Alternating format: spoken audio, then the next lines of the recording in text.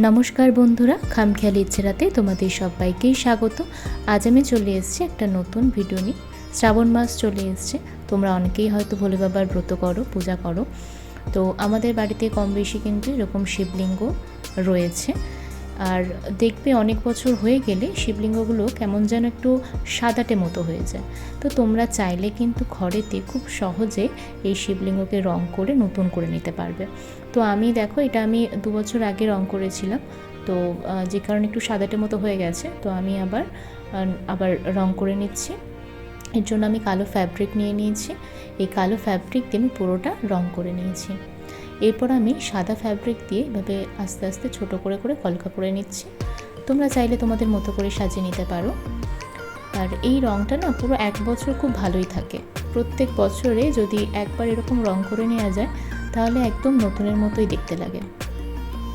তোমরাও চাইলে তোমাদের বাড়িতে থাকা শিবলিঙ্গকে এভাবে সুন্দর করে নিজের মনের মতো করে সাজিয়ে নিতে পারো। আমি কিভাবে করছি সেটা একবার দেখো, দেখলে তোমরাও তোমাদের বাড়ির শিবলিঙ্গকেও সুন্দর করে সাজিয়ে নিতে পারবে।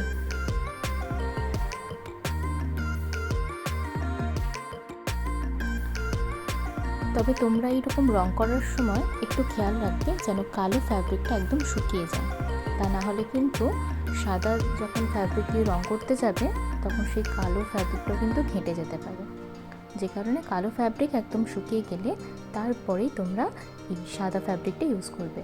আর কালার করার সময় একটু সাবধানে করবে, তাহলে দেখবে খুব সুন্দরভাবে সাজাতে পারবে তোমরা। তো আমি এবার মাথার দিকে যে টিকা দেওয়ার মতো করে নিয়েছি। দেখো আমার শিব ঠাকুর রং করা একদম হয়ে গেছে। তো তোমরাও চাইলে তোমরাও কিন্তু এরকম ঘরে বসে করে নিতে পারো। তো ভিডিওটা কেমন লাগলো সেটা আমাকে কমেন্ট করে অবশ্যই জানাবে। ভালো লাগলে অবশ্যই একটা লাইক করে দিও। আর যারা চ্যানেলটা সাবস্ক্রাইব করোনি তারা চ্যানেলটা সাবস্ক্রাইব করে দিও। সবাই ভালো থেকো, সুস্থ থেকো। জয় ভোলে বাবা, জয় মহাকাল। ভিডিওটা এখানেই শেষ করছি, আবার দেখা হবে অন্য কোনো ভিডিওতে। টাটা।